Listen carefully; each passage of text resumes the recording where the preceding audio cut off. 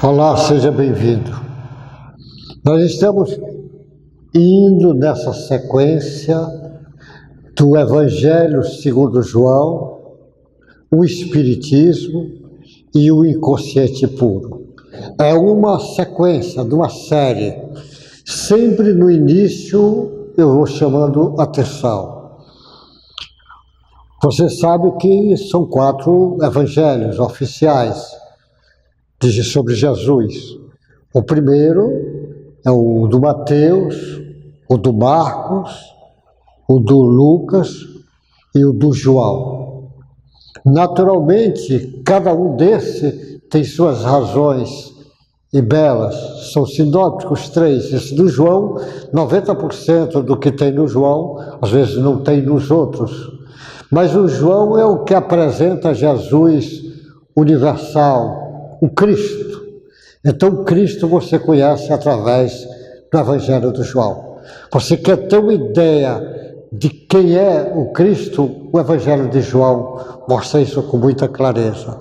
E tendo uma consciência do que é o Cristo, você tem uma ideia de Deus. Como Jesus mesmo diz, eu vim ensinar o que o Pai quer que eu ensine. Não é o que Ele quer ensinar, é o que o Pai quer que ensine. É até uma reflexão. Se Jesus é o mesmo, por que Ele vai ensinar o que o Pai quer que ensine e não o que ele quer ensinar? E ao mesmo tempo que Jesus diz isto, você entende o potencial imenso que está dentro de você quando você compreende isso. O Espiritismo, porque é a chave para esse poder entender. E o Evangelho de João é como se fosse uma grande galeria que você vai entrando em cada compartimento e vai entendendo essa sequência belíssima. Porque o João é um evangelista que ele viu, estava presente. É diferente do Lucas, que não viu. João viu e o viu. Então, naturalmente, o Espiritismo é a chave para esse entendimento. E o inconsciente puro é a chave para depois abrir brecha para discussões científicas sobre esse Cristo. Esse inconsciente puro que traz material fantástico para discussão, não só filosófica, mas discussão psicológica. Discussão de você poder entender como é que as coisas acontecem no perispírito, no inconsciente. Mas ainda não é momento de eu falar detalhes disso. O capítulo de hoje, que eu lembro sempre, eu pego o Evangelho traduzido por Ferreira. E o João escreveu nesse capítulo, que eu vou pegar 2 partes, que é a explicação da incredulidade dos judeus e Jesus, o resumo dos ensinos de Jesus. Olha como é que João coloca, resumo dos ensinos de Jesus. Então, a explicação da incredulidade dos judeus. É assim que o João escreve no capítulo 12, no versículo 37. De 37 a 43, ele começa assim: embora tivesse feito tantos sinais de sua presença, não creram nele. E para se cumprir a palavra do profeta Isaías, que diz: o Senhor, quem creu em nossa pregação, e a que foi revelado o braço do Senhor. Por isso não podia crer, porque Isaías disse ainda: cegou-lhe os olhos e endureceu o coração, para que não veja com os olhos, nem entenda com o coração, e se converta e seja por mim curado. Isto disse Isaías, porque viu a glória dele e falou ao seu respeito. Contudo, muito dentre as próprias autoridades creram nele, mas por causa dos fariseus não confessavam, para não ser expulsos das sinagogas, porque amavam mais a glória dos homens do que a glória de Deus. Ele está dizendo a explicação da incredulidade dos judeus. Jesus, aqui o João chama a atenção de uma coisa muito interessante. Embora tivesse feito tantos sinais na sua presença, o João não fala a palavra milagres, ele fala sinais. Porque milagre é como se fosse uma coisa que é fora das leis naturais. E na realidade o que Jesus fazia era tudo dentro das leis naturais. Jesus fez questão de dizer muitas vezes: eu não vim para dificultar, ser contra as leis. Então ele fazia sinais que ele tinha consciência do que ele estava fazendo. As curas de Jesus, ele tinha conhecimento, Jesus domina a ciência que o homem conhece e até mesmo a ciência que o homem não conhece. Ele fazia isto, mas ele diz: não creram nele para que se cumpra a palavra do profeta Isaías, que diz: Senhor, quem creu em nossa pregação? Isaías que diz: e quem foi revelado o braço do Senhor? Ele diz: por isso não podiam crer, porque Isaías disse ainda: cegou nos olhos e endureceu-lhe o coração, para que não vejam com os olhos, nem entendam com o coração, e se convertam e sejam por mim curados. Na realidade, o entendimento do Cristo não é feito por esses olhos que vê os fenômenos da terceira dimensão. Não é escutado pelos ouvidos que vê dessa frequência. Para entender o Cristo, você tem que entrar na frequência do Cristo. E a frequência do Cristo não está nessa dimensão. É como se você passasse acima dessa dimensão. Como se você entende, por exemplo, essa dimensão. Nós trabalhamos o tamanho, a largura, a altura. O Cristo está acima dessa dimensão que os físicos estudam, quarta, quinta, sexta dimensão, para você poder entender. O Espírito está acima dessa dimensão. É como se você pegasse um objeto, pega um livro e joga com toda a velocidade. Isso é assunto teórico que eu estou dizendo, teoricamente. Se o livro pegasse velocidade e chegasse à velocidade da luz, e se ele passasse a velocidade da luz, ele ia virar luz. E se passasse a velocidade da luz, ficaria menos 1, menos 2, menos 4. O Cristo está acima da velocidade da luz, para que você pudesse entender. É noutra dimensão. Por isso que você só entende o Cristo se você trabalhar os seus sentimentos. É por isso que Jesus diz: só os puros verão a Deus face a face. É preciso você sair dessa dimensão. E o Isaías, que é um dos profetas lá do Velho Testamento, que já estava prevendo a vinda do Cristo, que chama a atenção disso. Isso disse Isaías, porque viu a glória dele e falou a seu respeito. Contudo, dentro de muitas autoridades, criam nele. Por causa dos fariseus, não confessava, para não ser expulso das sinagogas, porque quem confessasse que acreditava no Cristo era expulso. E naquela época, ser expulso da sinagoga era algo muito duro. Até pouco tempo, na igreja, quando eles comungavam alguém, era algo difícil para a pessoa. Imagine naquela época. E as pessoas não acreditavam, porque amavam, e os homens não confessavam que acreditavam no Cristo, porque amavam mais a glória dos homens do que a glória de Deus. Por isso, com medo da represária dos fariseus, dos chefes da sinagoga, que as pessoas acreditavam, mas tinham medo de confessar. É como, não sei se você já observou, por exemplo, o Brasil é um país católico, um país, um número grande de evangélicos, mas mais da metade da população acredita na reencarnação.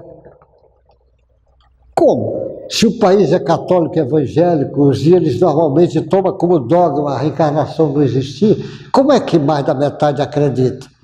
Como é que mais da metade acredita na mediunidade e um número grande de religiosos, de materialistas, diz que a mediunidade não existe? É algo para se prender, a pensar, igual naquela época. Eles acreditavam no Cristo, mas não assumia porque tinha medo. Mas nesse capítulo, ele continua, o João continua escrevendo. Esse é algo para vocês refletirem. Ele continua escrevendo e o Ferreira traduziu e eu pego. Olha, ficou no capítulo miudinho, era do versículo 34 até o versículo 50, pequeno, mas o título que o João escreveu, você pode olhar lá na Bíblia, lá no teu Evangelho, no João, no Evangelho segundo João, você vai encontrar no capítulo 12, versículo 44, isso escrito assim: o resumo do ensino de Jesus. Olha como é que João escreveu, resumo do ensino de Jesus, é que fosse um sumário, uma síntese. Ele diz assim: Jesus clamou dizendo, quem crê em mim, não crê em mim, mas naquele que me enviou. Ele está dizendo que ele foi enviado pelo Pai, e quem acredita nele está acreditando em quem me enviou. E quem me vê, vê aquele que me enviou. Eu vim como a luz para o mundo, a fim que de todo aquele que crê em mim não permaneça nas trevas. Porque Jesus é a luz. Se você crê na luz, você sai das trevas. As trevas é essa parte do perispírito nossa, que está ainda nas trevas, a parte nossa do inconsciente passado e atual, que ainda não acordamos para a essência divina. Ele diz ainda: se alguém ouvir as minhas palavras e não as guardar, eu não o julgo. Ele não veio para julgar ninguém, porque eu não vim para julgar o mundo, e sim para salvá-lo. Quem me rejeita e não recebe as minhas palavras, tem quem o julgue. A própria palavra que tenho preferido, este o julgará no último dia, porque eu não tenho falado de mim mesmo, por mim mesmo, mas o Pai que me enviou. Esse me tem prescrito o que dizer e que anunciar. E eu sei que o seu mandamento é a vida eterna. As coisas, pois, que eu falo, como o Pai me tem dito, assim falo. Jesus faz questão de dizer, nesse resumo, que ele vem ensinar as coisas do Pai, vem falar das coisas do Pai, não as coisas dele, a coisa do Pai. Mas ele vem falar as coisas que está dentro de você, essa essência divina. Ele vem falar isso. E ele vem dizer que quando você escutar a voz dele, vai seguir. É assim que funciona. Eu costumo dizer, eu já disse, mas eu vou dizer de novo. É como se Deus colocasse uma pedra semi-preciosa, bruta, dentro de cada um de nós, de todos nós. Nós somos filhos de Deus. Essa pedra bruta, esse diamante bruto, que podia ser uma esmeralda, uma safira, um rubi, uma águas maria, mas o diamante bruto, que cada um tem dentro dele. Esse diamante foi Deus que colocou, que deu, é a essência divina, esse diamante. Está lá, para todos. Só que com o tempo, a própria doutrina espírita vai ensinando você a fazer um mergulho dentro de você, num processo de autoconhecimento profundo. Você conhece primeiro a sua consciência, vai tomando consciência disso, o seu inconsciente, o inconsciente atual, o inconsciente passado, o arcaico e o inconsciente puro. Descobre esse brilhante que está dentro de você. As máscaras nossas personas, cobre esse brilhante bruto. Mas chega uma hora que você vai tirando as máscaras e você encontra esse brilhante bruto. Aí entende porque Jesus diz que o reino de Deus é como se você encontrasse aquela pérola e desfaz de tudo para ficar com ela. Encontrou esse brilhante bruto. Agora, esse brilhante bruto vai precisar ser lapidado. E ninguém pode lapidar esse brilhante por você. É você que vai lapidar o brilhante que está dentro de você. Ninguém pode fazer isso. Só que a lapidação do brilhante é muito interessante. Um brilhante, sabe como é que o lapidador lapida o brilhante? Ele não lapida o brilhante com tesoura, com faca, com facão, com lima. Ele lapida o brilhante com outro brilhante. É um brilhante que vai cortando e lapidando o brilhante. Então você tem um brilhante bruto dentro de você. Todo mundo tem. Ou seja, a parte divina que está dentro de você. Mas só você pode lapidar seu brilhante. Nenhuma mãe pode fazer isso por um filho. É cada um fazer o seu. Só que o material que você vai lapidar o brilhante também tem que ser brilhante. Ou seja, só um brilhante lapida outro brilhante. Ou seja, você só vai lapidar o brilhante que tem você na hora que você pegar as virtudes divinas e for lapidando esse brilhante. Ou seja, você lapida o brilhante com o amor. O amor lapida esse brilhante com o bem, com a caridade, com a bondade, com a fraternidade, com a fé, com as virtudes divinas. Se você quiser lapidar o brilhante, igual como eu disse, o cara botar tesoura, faca, facão, não lapida. Mesma coisa, se você quiser lapidar o brilhante com a violência do ódio, da raiva, da vingança, da raiva, da culpa, do remorso, não vai lapidar. Você só lapida quando você usar as virtudes divinas que está dentro de você. Então esse brilhante é o inconsciente puro que está dentro de cada um.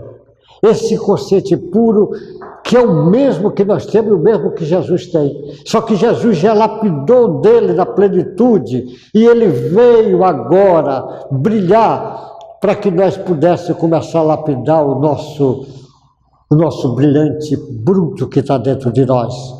E você só lapida na prática do amor. Por isso que Jesus chama, convida os discípulos dele e os seguidores dele para ir na direção dele.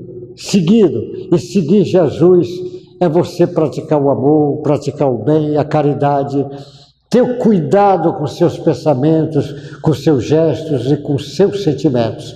É você ser radical na sua proposta. Na proposta de você não ser um cristão meia-boca, não ser um espírita meia-boca, ser um cristão autêntico. É essa a proposta que Jesus traz para nós. E o Espiritismo confirma para cada um de nós. Então, meu irmão, faça brilhar esse brilhante que está dentro de você, porque para isso que Jesus veio, para acordar essa possibilidade imensa, e acredite nas possibilidades imensas. Por isso que o resumo do ensino de Jesus, quando ele diz, eu vim para ensinar o que o Pai quer que eu ensine, é assim que ele veio fazer. Quem tiver dúvida, pegue o Evangelho e leia lá no capítulo 12, essa é a parte, o resumo do ensino de Jesus. Então, o resumo de Jesus é esse. Vim ensinar o que o Pai quer que eu ensine. E você, ao me seguir, está seguindo o Pai. Ao escutar minha voz, está escutando a voz do meu Pai. Quem me vê, vê o Pai, e não a mim, está vendo o Pai. Então, se você pratica os ensinamentos de Jesus, você é um cristão autêntico. Mas o espírita tem que ser espírita de verdade, um cristão autêntico, e não cristão meia-boca, e não espírita meia-boca. Que Deus te guarde, te proteja, você e sua família toda, tanto os encarnados como os desencarnados. Até o próximo encontro dessa série, o Evangelho de João, o Espiritismo e o Inconsciente Puro. Se você puder discutir com alguém ou passar alguma mensagem, eu sou grato. Deus te guarde, uma boa sorte.